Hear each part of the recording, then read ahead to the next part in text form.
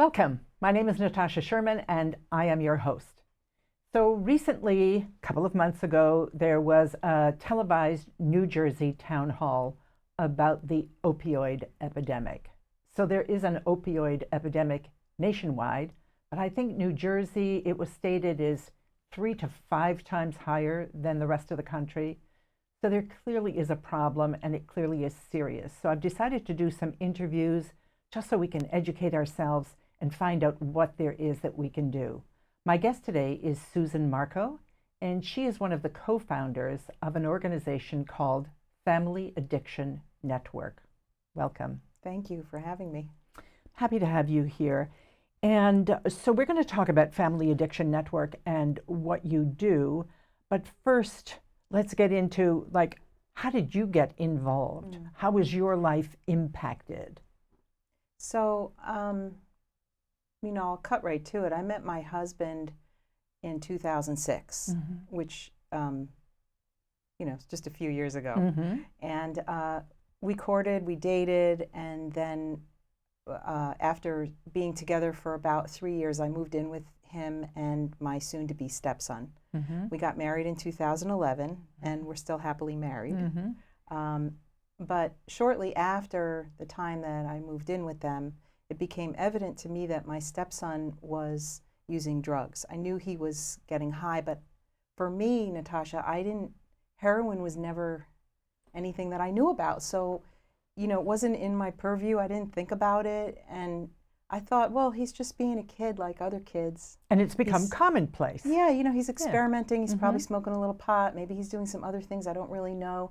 Now, I will mention that my husband at the time was the captain of the West Long Branch Police Department. So, and obviously he was a single dad.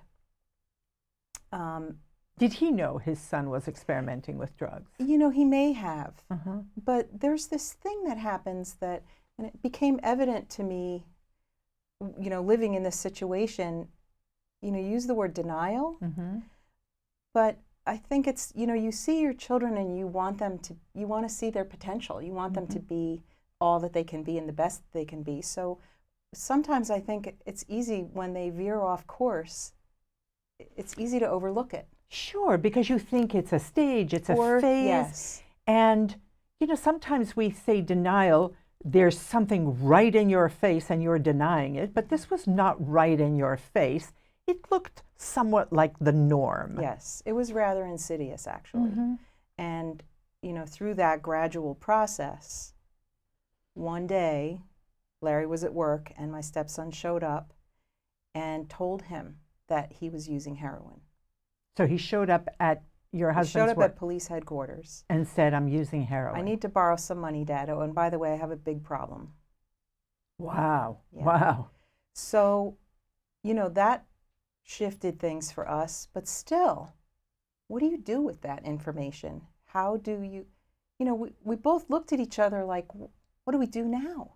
Yeah, what does this actually mean? What does it mean, exactly? And so shortly after that, and my time, I don't have all the dates, but shortly after that, there was an incident where he ended up in the emergency room at the hospital, and he had used. And so they gave us the name of, they gave us maybe 20 treatment centers in New Jersey at the time.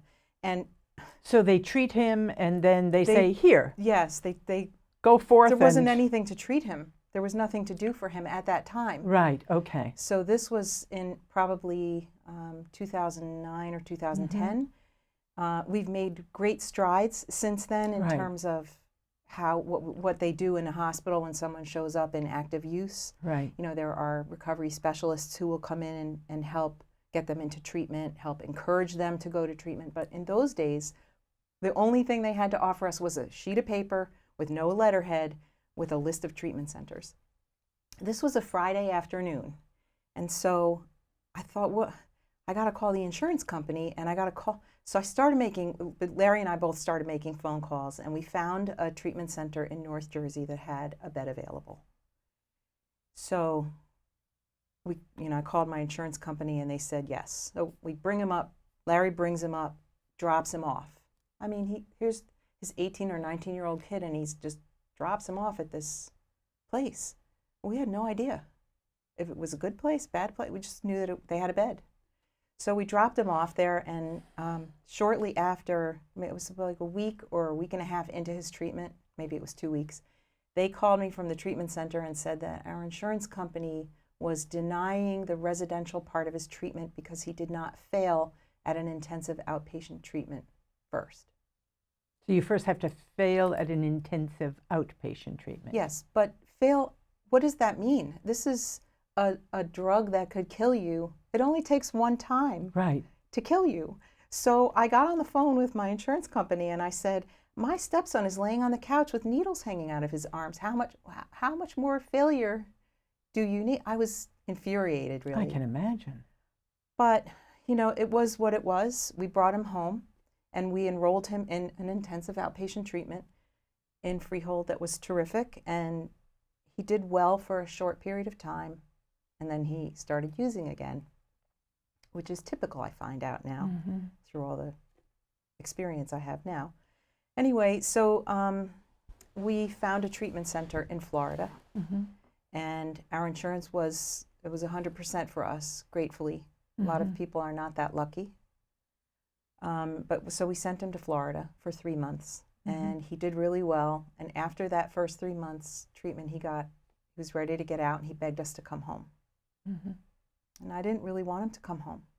I loved that kid, but I did not want him to come home because I feared that coming back into the same situation, he would fall right back into his usage. And what did you want him to do?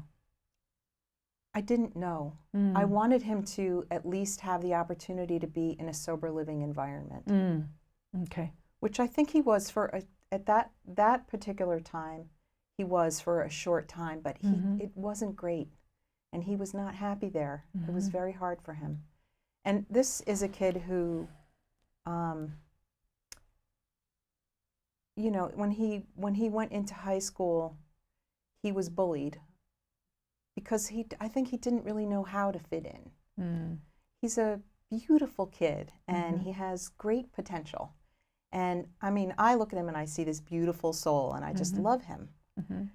But at that age, he didn't know where to put himself.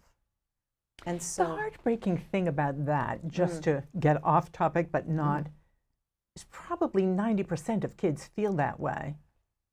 Only they have found some way to strategize, get by, do all the things they need to do. But I remember being in a training once. There were probably 100 of us. And somebody said, how many of you thought you were in the A group? And nobody stood up. Now, some of them were probably perceived as being in the A group, but nobody experienced themselves. Wow. Yeah.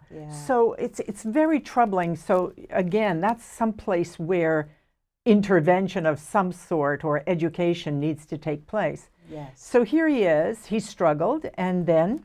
So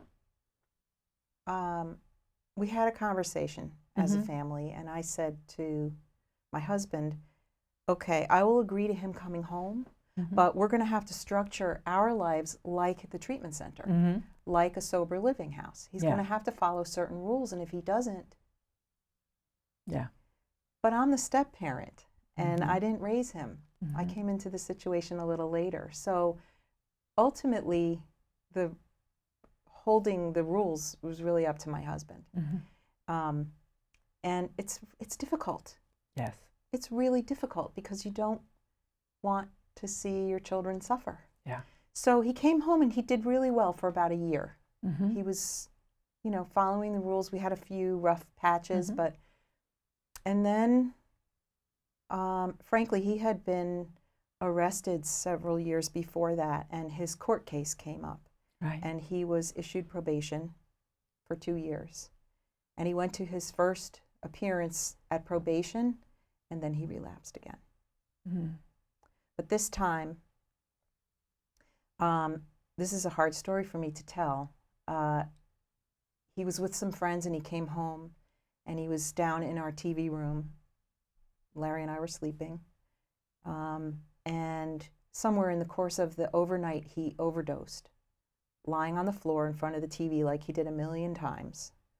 Lying on the floor. He was lying on the floor. He was playing video games, so he had his head set on. Sure. And I got up in the morning. I had work that morning, and I came downstairs, and I saw him on the floor. And he did it again. You know, he passed out in front of the TV. And he was making a sound that I had never heard before, but I assumed that it was snoring or some kind of sleep sound. And I did a couple of things, and I went upstairs, and thank goodness to this day, I'm grateful that Larry actually woke up, and I said, you should check on him because he passed out on the floor again on the TV. And he went downstairs, and 2 seconds later yelled up and said, he's not breathing, call 911. It was horrifying.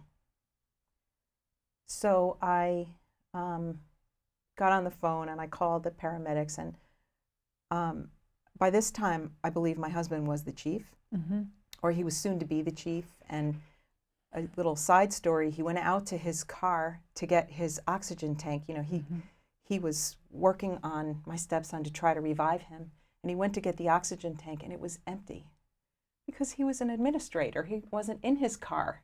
He never had a need for those things in the trunk that he did when he was on the road. So, but long story short, the paramedics came, and they were able to revive my stepson. They gave him Narcan, which at the time was not available to the general public. The best event in ever was when they first administered the shot. He sat bolt up in the ambulance and he said, I gotta quit. And a shot of relief went through me that he could formulate a sentence. Yes. That, you know, what had happened was he aspirated because he was lying on his back when he passed out. He had vomited. Anyway, he vomited and he aspirated, and we got to the hospital, and they gave him another shot. When he got to the hospital, he became very belligerent, and they decided the best course for him was to induce a coma. So they put him in a coma for 5 days to allow his heart and lungs to heal from the aspiration.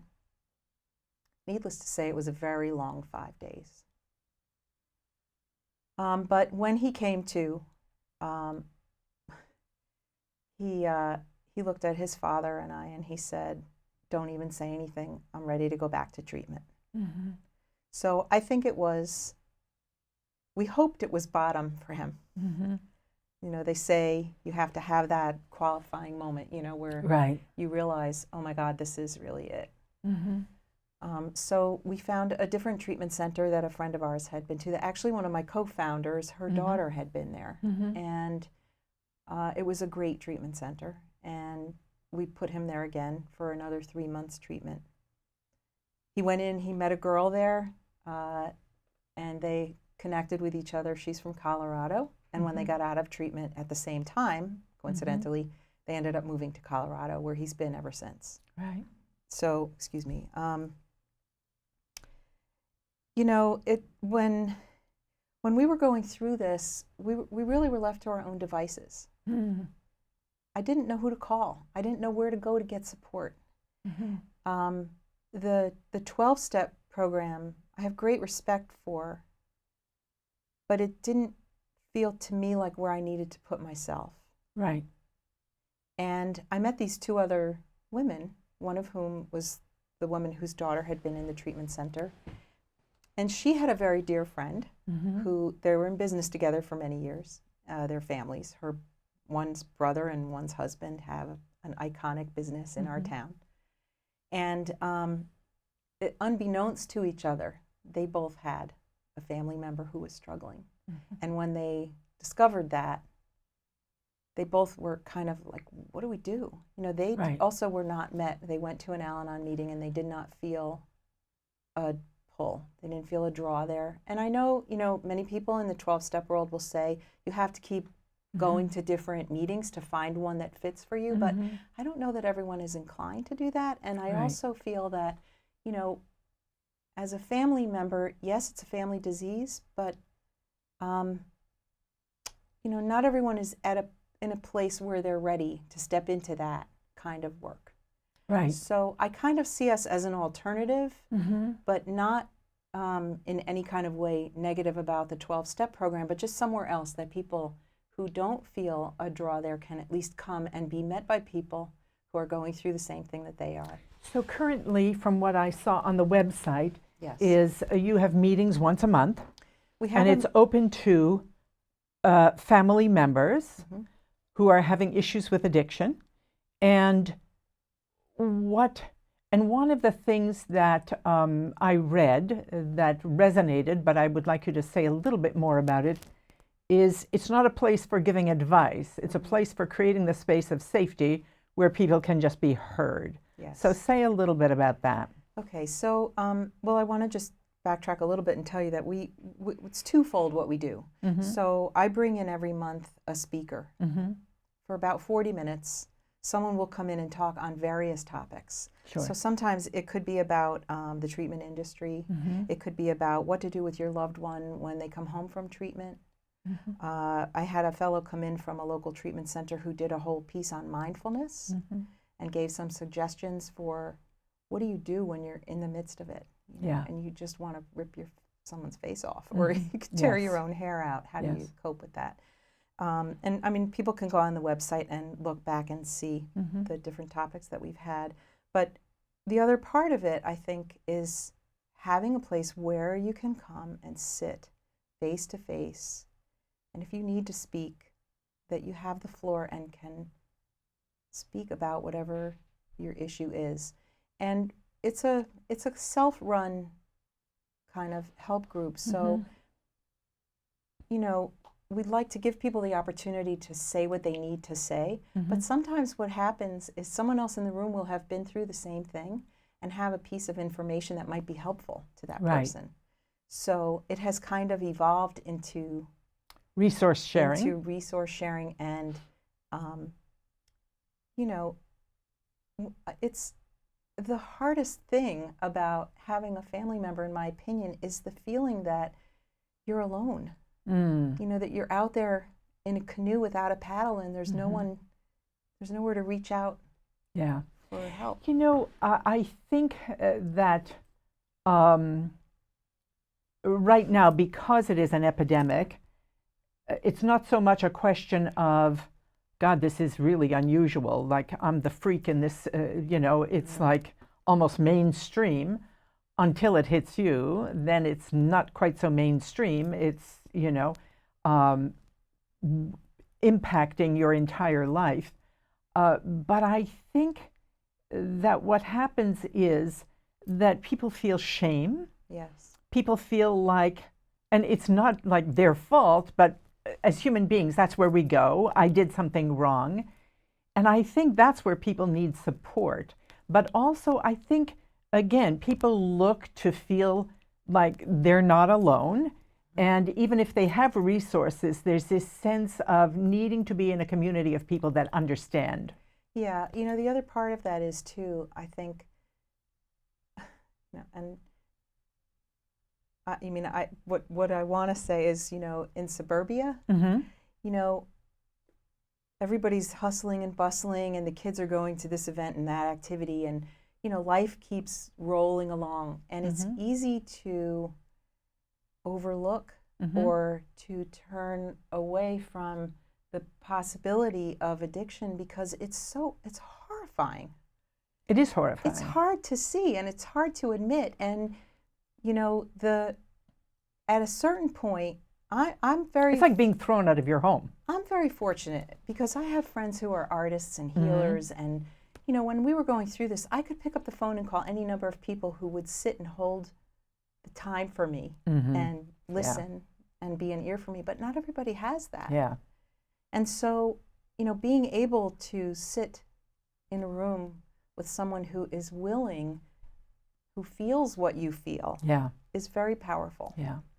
And I think, again, you know, there's the whole issue of addiction itself and what the addict is dealing with. And you and I had this conversation before the show, this idea of it's hard for some people to understand addiction as a disease. And as you said, you overheard somebody say, well, they made the choice. Yes. And as we talked about, you made the choice to try a drug or to try a substance, or you're out with your friends. It's not like you made this choice where, oh, I think I'm going to become an addict or a drug addict or whatever. I mean, people make choices to go out and drink with dinner, you know. It's not considered this huge life-altering choice.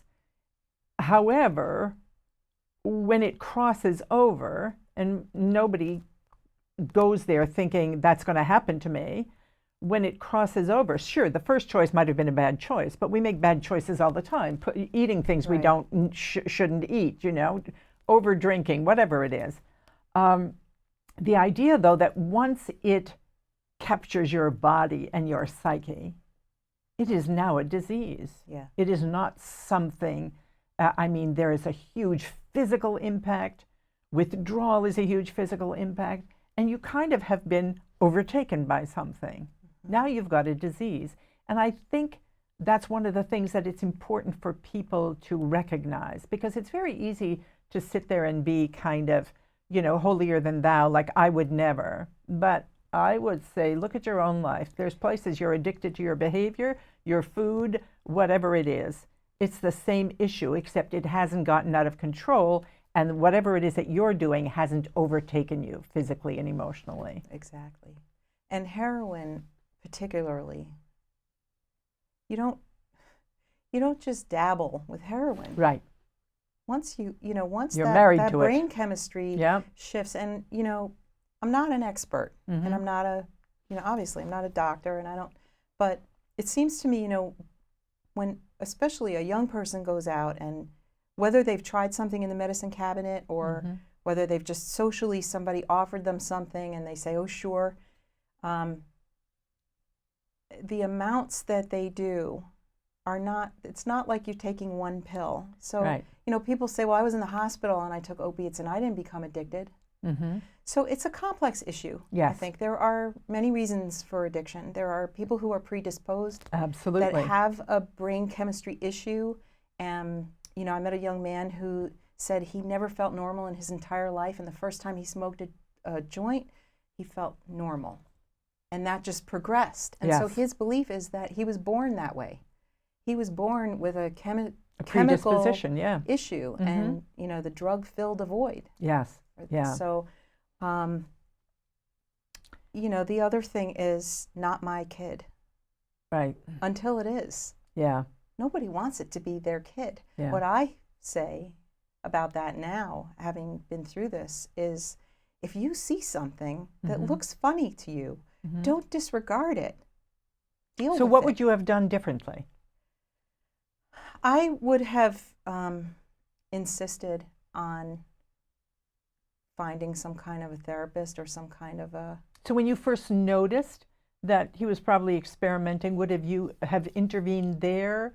Or where is it that parents should? It's a tough question, because when I was young, I was very insecure and low self-esteem, and I experimented with things in the 70s. Yeah. Most everybody did. And we didn't have the whole heroin opioid epidemic, so that also came in with the the pills and the prescriptions and the easy accessibility. And I think, again, people think trying once is not a big deal, except with heroin, trying once is the beginning of the end. Absolutely. Although I have known people who have gotten their family members into treatment very early. And sometimes if they're young enough and you get them into treatment early enough, it is possible to climb out of that. So I have a question to ask you, and we've only got a few minutes left. It seems to me that, there are gaps everywhere, and you and I sitting here are not going to resolve this, but I wanted to spark some thought. And so there are gaps everywhere, but it occurs to me that people go into recovery, they come out and they do okay for a while. What should be happening in between that's not happening? Yeah, it's a very good question, and I don't know that anyone really has the answer to that. I know there are people working on that. What in terms of even brain chemistry? Yes. What's the link between? How come they so easily fall back Yeah. once they've gotten clean. And I mean, it could be 4 years, 8 years, I know. 12 years, you know. So I don't really know the answer to that. I will speak on a very personal level, and you and I have talked a little bit about this, that I feel that there's something missing in our general toolbox as human beings, as people. And a lot of kids now, I think, don't have coping mechanisms for the insanity that is the world right now. I mean, obviously our world is upside down. And Larry and I laugh a lot because we watched a television show. Now I can't remember the name of the show, but it was in the there was part where the upside down, which was like the dark forces were in the upside down. And we look at each other, you know, all the time and we say, well, we're living in the upside down right now. Right. But, you know, the sensitive people, the unique people who I used to refer to as the misfits, which is how I see myself, because I never felt like I fit in anywhere. Grateful about that now as an adult. But well, there's this expression that a friend of mine who was a recovering addict said, being terminally unique. Yeah, that's great, right? So we have a minute. Yes. So I feel like we need to figure out ways to help our children grow up with better tools. And I'm a proponent of mindfulness and meditation, and I feel like that's a very important piece that's missing. Yeah. Radical self-care. Yeah. Yeah. That's, to me, in the recovery world even, after they get out and they've done the sober living thing, how do you live? For the rest of your life. The ones who I've met in recovery who are doing well after 10, 15 years, radical self-care, whether it's yoga, really meditation, whatever it is. Or any combination thereof. So, unfortunately, we are at the end of our time, but thank you so much for being willing to come on the show to talk about something really personal, because I think it's a contribution. We have to talk about it from every aspect. So thank you. Thank you so much. My name is Natasha Sherman. Thank you for joining us.